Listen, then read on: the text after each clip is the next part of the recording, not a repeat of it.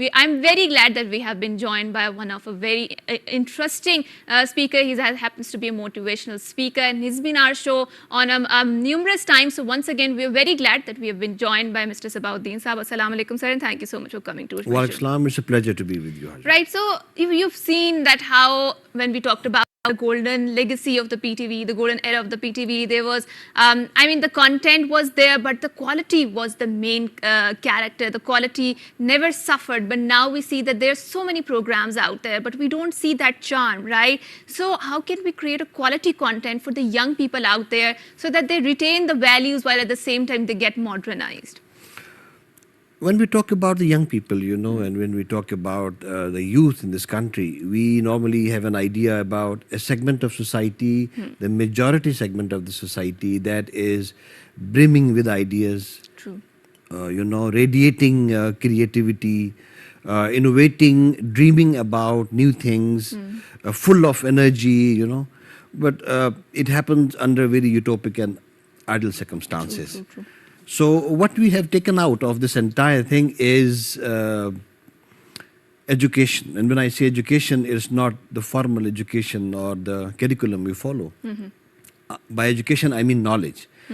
And knowledge starts with teaching creativity to the children. Right. Now, when we were referring to earlier the programs like Uncle Sargam and the creativity, it was a whole package of creativity. True.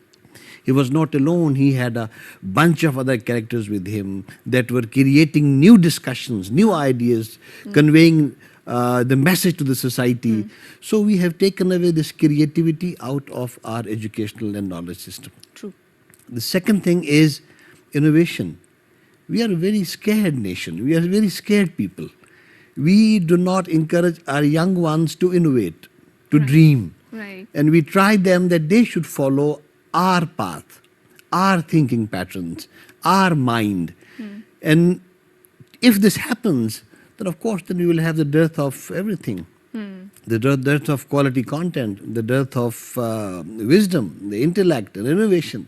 Right. And I think this is the only way to go forward for us in a country like ours is to let our youth be creative.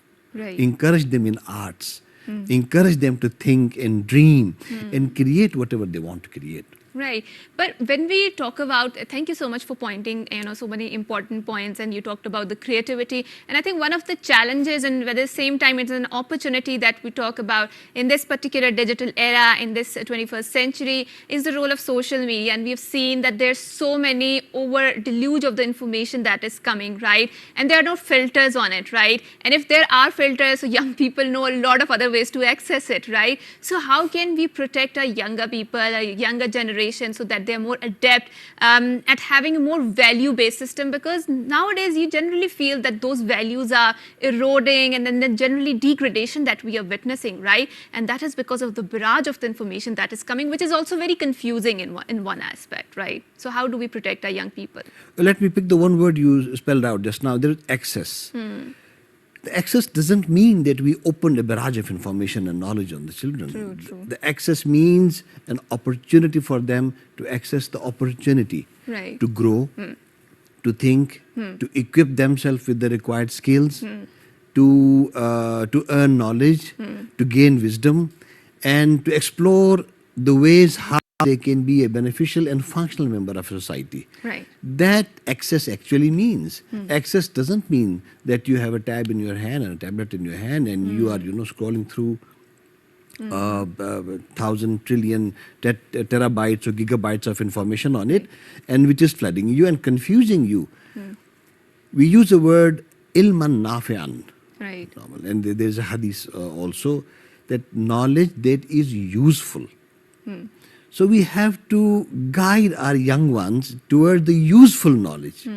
Now, a type of knowledge that where the smallest frog in the world lives may not be relevant to me. Right. But it may be relevant to some scientist. So what relates to me, what I should know, we should be guiding our people, our young ones, towards that ilman nafian, the knowledge that is benefiting, that is rewarding. Rest, we need to filter it. We need to cut this out. And I am very much in favor of, cutting off things, censoring the content, particularly for the younger ones, so that their minds are not damaged, their minds are not confused. Right. We need to steer them at least to a point where they are functional themselves, where they're able to create. And while doing so, we are encouraging them to bring them, training them at a particular point, and then asking them to, from there on, they can go further, dream further, create further, innovate further. Right. But, as a parent, this is a very challenging task nowadays, raising up your kids, and that they should be shrouded in our value-based system, right? And like we mentioned, so there are so many challenges which we've surrounded, especially in this society, when we talk about the deluge of the information which is coming. There's bombardment of information, and there's so many multiple ways of accessing them, and young people are very, pro at accessing all of this information. So according to your own opinion, what are some of the challenges you think young people are facing, and how can we better equip them to deal with this modernity and to deal with this rapidly changing situation? Everything evolves, we have to evolve, but gradually. It cannot happen at once. And I believe that the young ones need a chance to understand the circumstances and gradually grow and evolve. But when we say information, we need to find the actual information. But information is, it is padded with misinformation and disinformation. So we need to teach our children ways how to filter the unnecessary information. Right. Normally we say it like cut the dead wood. Right. We have to be like reaching onto the actual information that is and converting that information into the usable knowledge. Right. That is the trick we need to teach our children. Right. Because a lot of information is going on and the most of it is fake. It's misinformation, it is disinformation, and purposely, deliberately spread out misinformation and disinformation. So this trick, this knowledge, this skill, we need to give it to our children to filter the things. Right. And I think one of the important topic when we talk about young youth empowerment, so when we talk about empowerment, also we need to explore what are some of the challenges that they're facing. And I think nowadays, if you see, not just in Pakistan, across the world, you will find that there are lots of mental illnesses that are across the world on the rise, right? So things like anxiety, like depression. Why do you and what do you think is going wrong with a lifestyle that is, taking these illnesses or diseases that are across on the world on the rise? So, and it's not just the mental illnesses that further develops into the physical symptoms, right? Chronic fatigue and then insomnia and all of the things. So, what is wrong in our lifestyles today that we find that there is such a uptick in the rise, especially which is gripping the young people, younger generation? I think, Hajar, it's a very important topic. The value and the importance we give to our physical illnesses, we haven't been able to attend to our mental issues.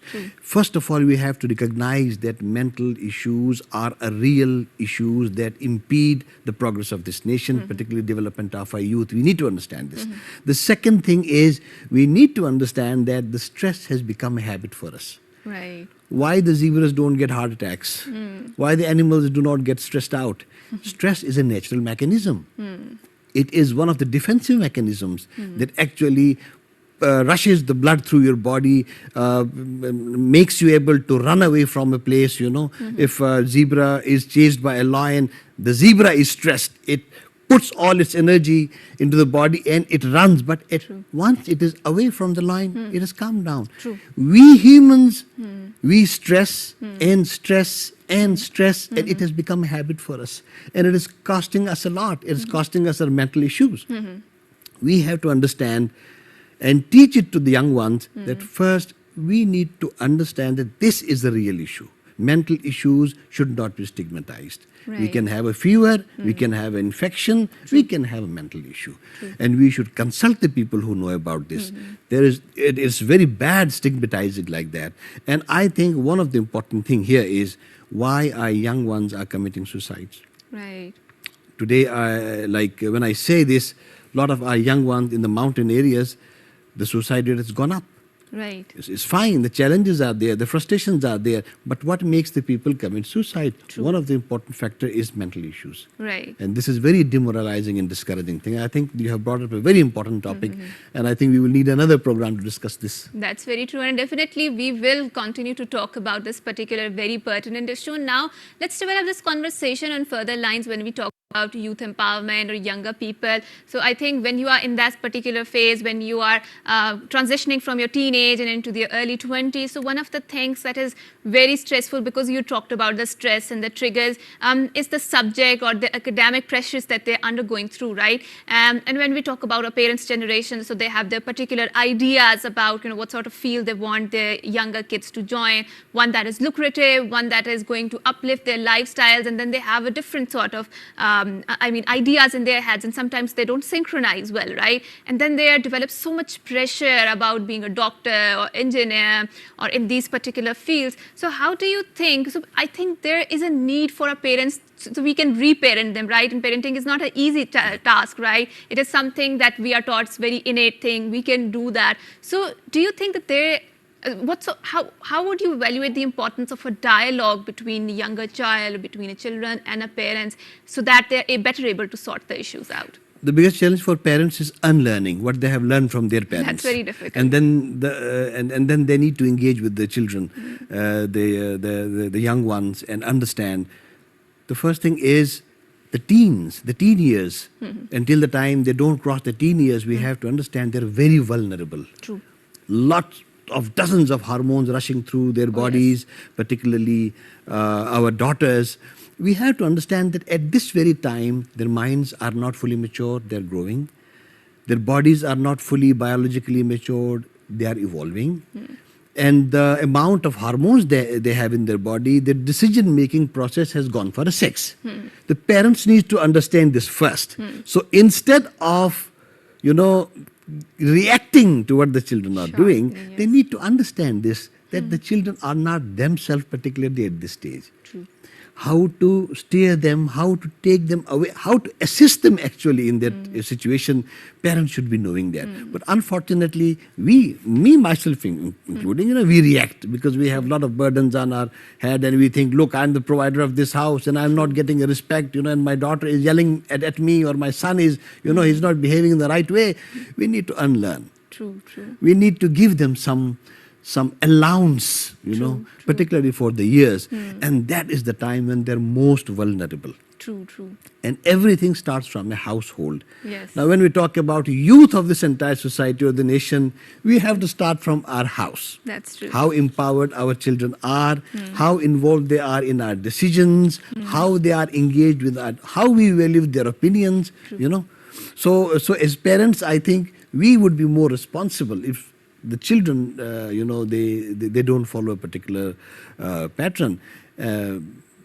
Everything, I think, in this will be blamed and this responsibility will be on the parents and elders. I think you alluded a very important concept in your conversation, and let's delve into it and let's further dissect it. You talked about the respect. So the concept of respect in Pakistani household, and particularly in Asian household, is very different and used to be very different in older times. So respect means that you are not able to say anything and you're not able to question whatever your parents are saying, because that was considered to be a very disrespectful thing to say, right? But when we talk about today's world, when we talk about 21st century, children are constantly asking questions, right? And the notions of respects are also constantly changing. So it's not that you can keep them mum in the name of respect. You have to answer that. So do you think that our parents' generation is well equipped with this evolving concept of the respect, and how they're better able to equip their kids with the sort of the things that they need to survive in this particular era and age? The first thing is, respect is never taught, it is earned. The parents have to earn the respect. True. The second thing is, it is a very relevant it is relative in a way that I belong to the mountains in Gilgit-Baltistan. We have a tradition that the young ones approach the elder ones and kiss their hands. That's true. Now, whenever I meet my elder brother, I kiss his hand. There is a sign of me showing respect. And if I expect the same from my daughter or the son, that amongst his friends or the class fellows who belong to this part of the country, he will approach me and kiss my hand. It's a very difficult thing. Right, that's true. So we have to give some allowances to them. That's true. But respect has to be earned. We cannot true. teach it. That's very true. It has to be. And then I think one of the things that is very important when we talk about parenting and when we talk about youth empowerment is that children learn through the imitation. So whatever you are doing, children are going to learn that. So your preaching might not be that much effective as what you are doing, right? So they are going to adopt those patterns, those learning patterns, and they are going to adapt that into their living styles. But also we need to explore another important aspect when we talk about young youth empowerment, when we talk about the challenges that young people are facing. So we see that there is a brain drain going on in our country, and a lot of people are moving abroad in search of better living standards, in search of better jobs. And we see that. Do you feel this is an opportunity, or do you feel this is a challenge to our country and the young empowerment or youth empowerment? How do you see this trajectory going on? Hajra, as a society, we are very good at converting our opportunities into adversities. You know, we were very lucky to have the youth bulge. True. The number of the ratio and proportion of the youth in this society is very encouraging. So far, it's very encouraging. But soon, if we won't be able to handle this, it's going to become a threat for us. True. It's going to become a very bigger internal security challenge for us.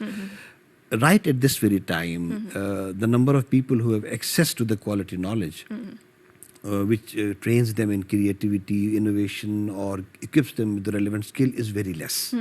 So the majority remains denied of the opportunities. Those who are able to access such opportunities, only 3.6 to 8% of those get proper employments in this country. So for us is an option that we explore the global opportunities and equip these boys as per their own skill set they have, or they want to earn their skill set or their own capacity and capabilities. We have to train them for the global opportunities. We do not live in isolation now. We live in a global village. True, true. A person has to be the global citizen or the universal citizen. These two terms were coined by His Highness Aga Khan. That you have to, you wish to be a global citizen or you wish to be a universal citizen. You have to now, you cannot remain in isolation now. True. If you want to be a global citizen, you have to train yourself like that. Right. If you want to be a universal citizen. So I think what we lack is we have left everything on the government. Right, right. The government is not doing this, the government is not doing that. We have forgotten that as a civil society, it's our responsibility to rear our children, to groom our children. Where are the civil societies? Where is the development sector? Where is these big corporate giants with the millions of their CSR funds? They have to come forward and contribute towards this youth empowerment along with the government. That's true. So that everyone has to team up. It is the society's responsibility. So that's my take on this. Right. And I think one of the things that you subtly said in your conversation, and that is very important to further explore it, is how when we talk about social media, how when we talk about the digital century or the content that is being produced in the digital era, so we generally see when we talk about the changing value system, so we see that there is intolerance which is on the rise. So we see that there is a very strong polarization, fragmentation, and people are not ready to accept others' people's point of view. And particularly, we see this rising trend among the young people. So there's this tendency on the social media because the algorithms are highly personalized. They will show you content which you want to see, right? And there's an English proverb that birds of feather flock together, right? So that is going to show you content which you want to see, and which you don't want to see, it's not going to show you, right? So the sort of echo chambers that are created on the social media, how can we deal with this personality? How can we instill more tolerance in our younger people? So we are familiar with the term that, we agree to disagree with you, right? Which is sort of a more tolerant expression of the disagreement. But when we see its manifestation in a practical life, we don't witness that, unfortunately. So how can we curb this rising trend of intolerance in our society and among the younger people? I think the solution for intolerance lies in valuing the diversity. Right. And accepting that a pluralistic society flourishes and progresses more. True. And the tolerance is like, I myself do not like this word tolerance because it indicates towards a word that you have to bear through something that you do not want. Actually, we should be using different words like harmony, diversity, pluralism, coming together collectively. And we need to do a lot in this because the social media, not only the social media is responsible, our mosques, our member is responsible. That's true. The society as a whole is responsible for that. The family unit is responsible for that. Till the time as a father, if I don't allow my kids to interact with the people from other castes, creed, sects, faiths, and I don't make them understand the value of each human being, I think this challenge we are going to have it. This is a big challenge This for is us. a big challenge, and this is an issue that we have to tackle. And I'm glad that we're having discussion on this particular topic because discussion yields the result. And thank you so much for coming to our show, for shedding light on the youth empowerment. What are the challenges? What are the opportunities? And how can we make our younger people more productive citizens of Pakistan? Because when we talk about the percentage of the younger population in Pakistan, it's more than 60%. So either is it a demographic gift or it is a ticking bomb. We are going to see what is going to happen, and we have to invest on our younger people so as to make them a better and a more responsible citizen that contributes towards the development of a country. With that, I will bid you farewell. Until next time, it's a goodbye, Allah Hafiz, and good morning. Thank you.